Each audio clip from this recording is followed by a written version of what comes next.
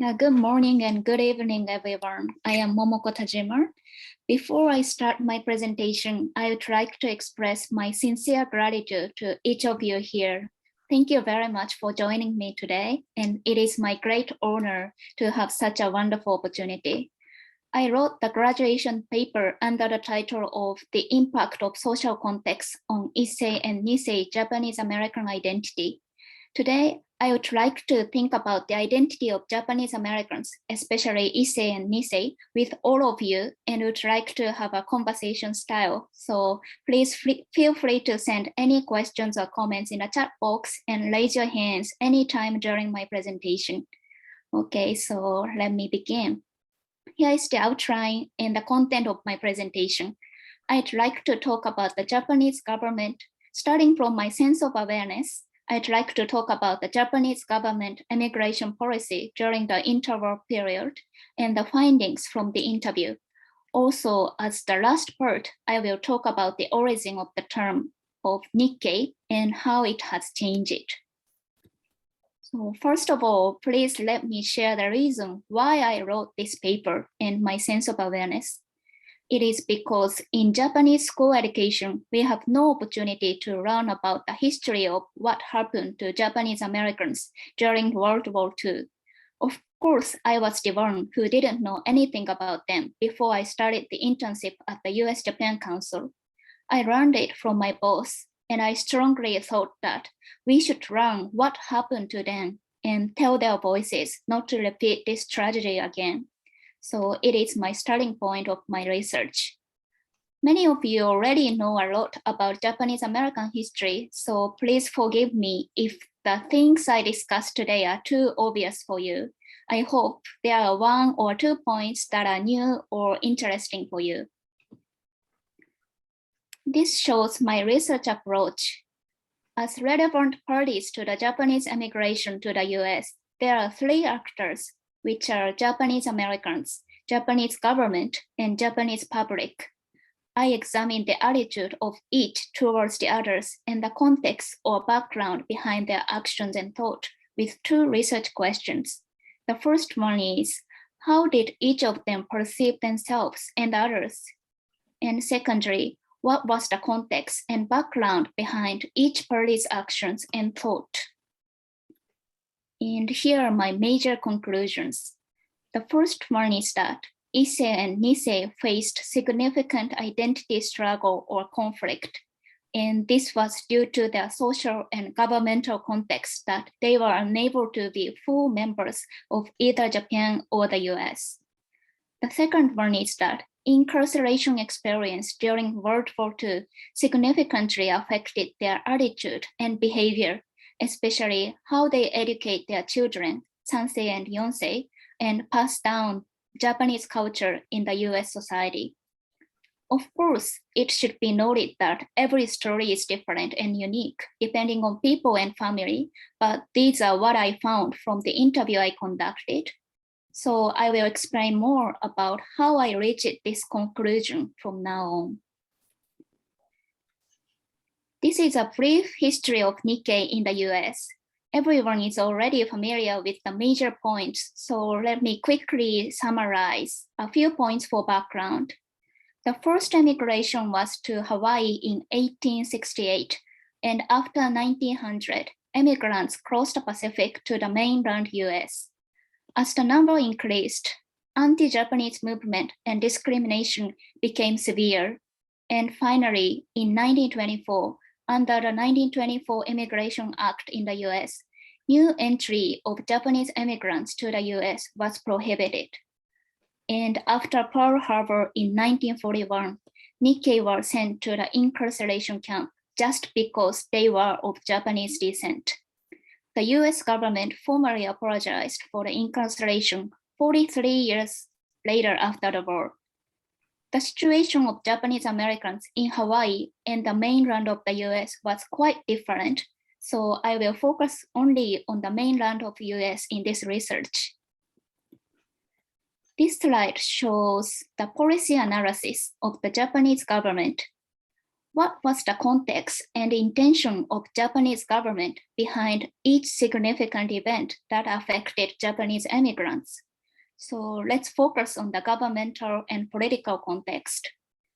In 1907, the Gentleman's Agreement between the US and Japanese government was signed. In this agreement, the Japanese government agreed to voluntarily reduce the number of Japanese immigrants to the US.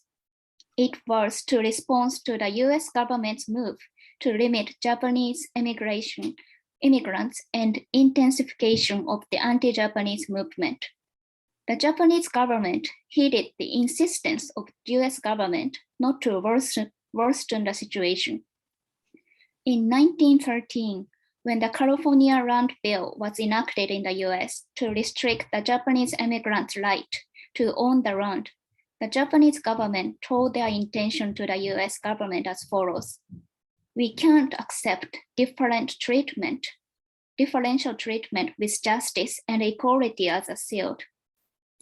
In 1924, when Immigration Act of 1924 was enacted in the US, Japanese government protested by claiming that racial discrimination is not a justificable reason for establishing discrimination in the enjoyment of private rights.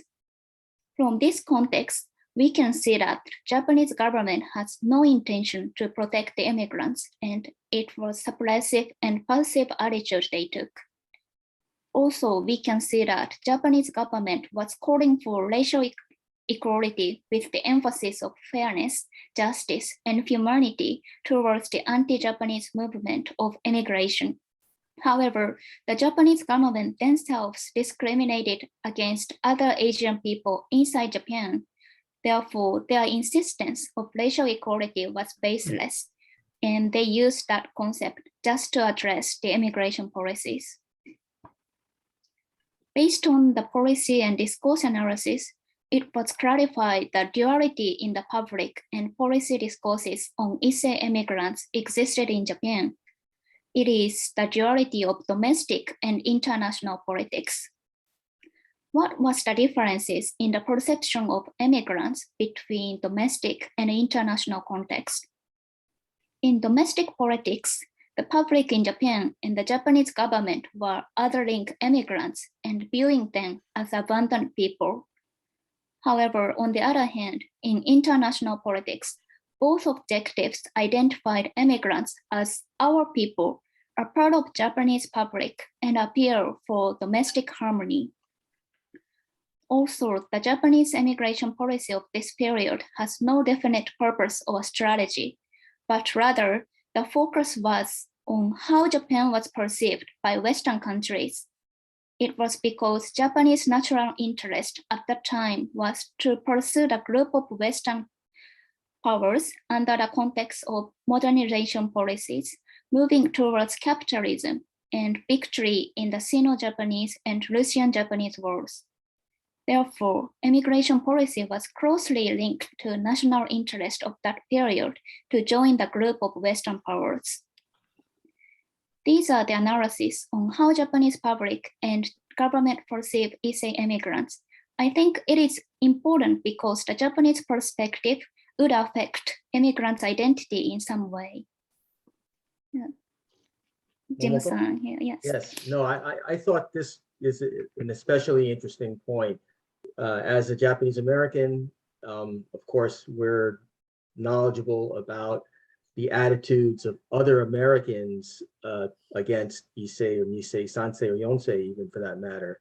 But this kind of goes the other direction, right? What is the Japanese government attitude? So for me, this was quite interesting. And on the point about failure, I kind of had heard about this concept, but now I think I understand it a bit more. My grandfather, my Issei grandfather, he was either second or third or maybe fourth born son in his family. And you may be familiar with the concept of primogeniture, where the firstborn son in Japan gets everything, inherits all of the family's wealth, whereas the second, third, or later sons basically get nothing and have to fend for themselves. So my grandfather, I believe, was one of those second, third, or fourth sons. So rather than sticking around in Hiroshima, he decided to go to the United States and start a new life because he was basically starting with nothing. So I thought this information was particularly interesting to me. Yeah, thank you so much for your comment. Yeah, during this period in Japan, there was a population growth and the recession was severe. So I think many of the Japanese Americans crossed the Pacific for a better life instead of Japan. But yeah, that depends on people. Yeah, thank you. So from this slide, I would focus on the identity analysis of Japanese Americans. It is said that Issei immigrants had tried to maintain a balance between Japanese identity and American identity with some conflicts in order to integrate the US society before World War II. However, after the Pearl Harbor in 1941, ambiguity was no longer allowed in US society. A clear sense of national belonging and identity in American society was required, and they were under social pressure to choose whether they were Japanese or American, as many of you know, as a loyalty questionnaire. Based on the previous studies and the history of Japanese Americans, I had two hypotheses. The first one is that their identity struggle comes from the social context that they were treated as foreigners or outsiders without being able to be a part of either nation, Japan or the US. And the second one is that the incarceration experience in the camp affected Issei and Nisei on how they behave, pass down Japanese culture, and educate their children in the US society. Based on my hypothesis, I asked the following questions to the Sansei and Yonsei about their experiences with their Issei and Nisei ancestors, how they were raised by, and the impact on their identity since many Issei and Nisei are no longer with us. These three are the Sansei and Yonsei people who kindly accepted my interview. Their ancestors experienced incarceration. MJ is Sansei, who was born and raised in white neighborhood in New York. Siwari is Sansei, born and raised in a traditional Japanese family in Los Angeles, California. ML is Yonsei, born and raised in San Diego, California. From this slide, let's see how the hypothesis was demonstrated based on the interview. Regarding the thesis one, that Issei and Nisei identity struggle comes from the social context, it was partially supported. Their Nisei mother and father had the same feeling that they couldn't be true Americans. MJ's mother had a very hard time growing up as a foreigner in both California and Japan. CY told that her father did realize he was more American with all of his actions and the things he liked, but probably he didn't feel that he was truly an American. ML told how her grandfather felt shame, frustration, and upset by incarceration just because they have Japanese ancestry. Everybody has this kind of feeling, however, on the other hand, geographical differences can be found. Silver in California said that her father called himself Japanese. That was because on the West Coast, the Japanese American community was developed with many Japanese immigrants. On the other hand, in New York, where they were surrounded by many white neighborhoods, they tried to be more Americans, as MJ said. His parents felt more comfortable being American and tried not to use Japanese. Big differences between California and New York show how the environment or people around them affect their identity. Regarding the second hypothesis, it turned out that camp experience affected them psychologically and emotionally. Also, Japanese Americans were feared of being targeted since the beginning of immigration, and especially during World War II. They tried to find a way that they wouldn't be targeted, such as behavior, language, or education, except for their appearance or looks. However, how much they are affected depends on people and the environment. MJ answered that after his grandparents died, his parents began to forget how to speak Japanese. His parents didn't want him and his sister to be Japanese, so they never taught or spoke Japanese to their children. ML shared that the main focus after the camp was to just work hard. This value of working hard is passed down to her. She thinks that it's a combination of reacting to the unjustness of the camp as well as taking on certain Japanese values from the ancestors. Also, regarding the language inheritance in her family, she said the loss of the language was not her family's fault, but it was the society's fault. The situation was difficult, which led to certain choices that they felt had to make in order for their children to have a better life.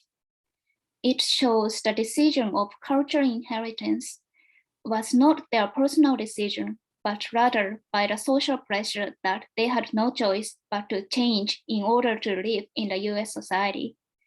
To what extent did Issei and Nisei pass down their Japanese culture or language depends on how much they feel comfortable with and how they took the experience of the camp. And also from the interview, I found the important factor and points that affected their identity.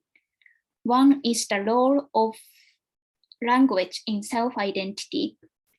Language plays a big part in defining who they are. It is because in order to speak a language, people learn the mannerisms of what's proper and what's not proper, as well as its social context. In other words, language is a reflection of culture and customs. It turns out from the expression of 3 interviewees, MJ answered, if I could speak Japanese fluently, I would have more struggle. I recognize that as a native English speaker, I identify myself as American. CY said she thought she was Japanese growing up speaking Japanese in her home. One of the major struggles of Japanese Americans comes from the assumptions or social pressure by others that they can speak their heritage language, Japanese, fluently just by their looks. ML answered that she was really embarrassed and upset with the question that, why don't you speak your heritage language? And she has experienced pressure from others that her Japanese should be good just because her family name is Japanese. Another point is that there's no necessity for strict and only one categorization. 3 interviewees, Sansei and Yonsei people found and felt comfortable with who they are without fitting into others people's categories created in a social context. When they are asked about the meaning of being Japanese Americans, they expressed blending both and mix it from a very positive perspective. For them, after the identity struggle or self-reflections, they found who they are by themselves. That was allowed because they can have different labels, not only one. Compared with the environment and other people's perception that surround it, Sansei and Yonsei now, Nisei and Issei, who were the victims of war, had never had a chance to rethink being Japanese Americans in a positive way because of the time and the period of war. Issei and Nisei were not allowed to have different labels or perspectives in the interwar period because of the social context and the trends of the times. As I explained earlier, the obvious loyalty to the United States was required during the war, and they had to choose only one, especially either Japanese or American. So that was the main reason for their identity struggle. So from this slide, I would like to see the Nikkei identity from another perspective. It is from the perspective of nationality and the change of the term Nikkei. Do you know the origin of the term Nikkei? It comes from the differences in nationality requirements in Japan and the US. Japan adopts the pedigree principle to define the nationality, and under its principle, blood ties are more important. So if either father or mother is Japanese, he or she legally gets Japanese nationality. On the other hand, in the US, as many of you know, it is the principle of birth, and any child who are born in the US automatically gets US citizenship, regardless of their parents. These differences caused dual citizenship to most of the Nisei. Nisei were legally recognized as both the US and Japanese citizens born under the Japanese Emigrants, Issei, in the US. The term Nikkei was created for this group of people who had dual citizenship with Japanese ancestry to fill in the ambiguity. And also the term Nikkei has not been fixed and a constant evolving one. Then how has it been changing? This slide shows its change. In the beginning of the immigration, Issei recognized themselves as Japanese citizens because they were temporary immigrants for a better life and planned to go back to Japan.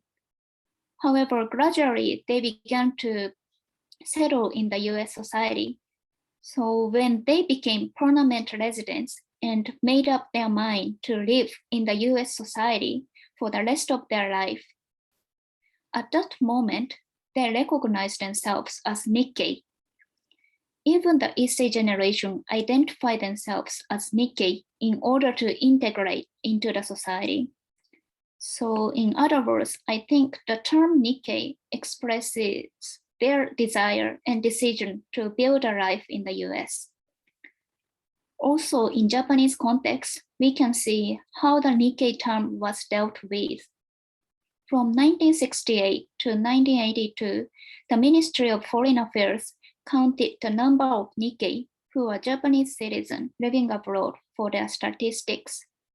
However, from 1982, they changed their approach and stopped using the term Nikkei. Why did they do that? And what was the context? The point is that the Ministry of Foreign Affairs thinks that the traditional definition of Nikkei based on pedigree has wavered, and the boundaries of Nikkei have become unclear. Therefore, they suppose the number of Nikkei cannot be clearly defined.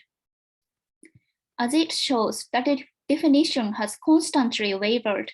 However, the latest definition of Nikkei was shared in Kopani in 2001 in New York.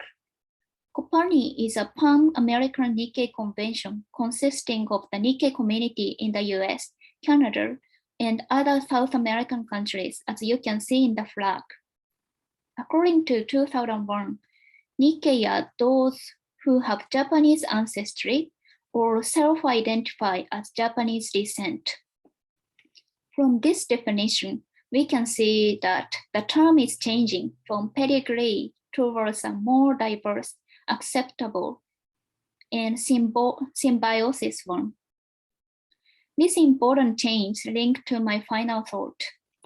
It is that identity is a fluid thing and can switch from time to time, and it is yourself who defines who you are, and it should be allowed. That's my final thought. When I asked about the identity of Sansei and Yonsei, they answered as follows. I am Japanese, Japanese American, Sansei, American and Japanese, a mother and a daughter. Also, being American is one aspect. Why do I have to pick and choose what side of myself that I like more? As they said, depending on where you are and who you are talking to, the definitions of what or who you are can be different. I think it's natural for everyone. Compared with Issei and Nisei, who are not allowed to have different labels because of times of birth, now the focus is more on self-identity rather than social context. I'm sure it is extremely important, even though people tend to struggle with the difference between how you see yourself and how others see you. So lastly, let me briefly share the information about the Japanese Migration Museum in Yokohama, since I had the chance to talk with the museum staff during the JICA internship. I'm sure it is the best place to learn about the history of migration in Japan. The museum will reopen in April, and the point to be noted is that they added the exhibition of North American history, which was missing in the previous one, especially the history of 442 regimental combat teams and incarceration would be explained.